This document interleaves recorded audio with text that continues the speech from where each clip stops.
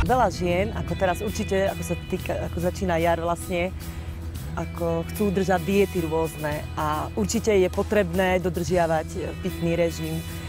Myslím si, že koľko treba asi tak denne vypiť tej vody, alebo...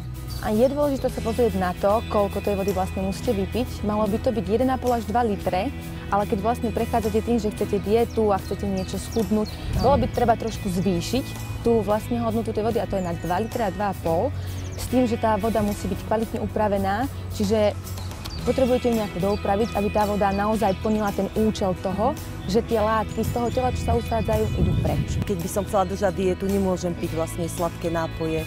Čo by ste mi tak odporúčali? Neodporúčam z hľadiska toho, že držíte nejakú dietu sladké vody, pretože sú tam buď cukry alebo nejaké sladké umelé sladidlá.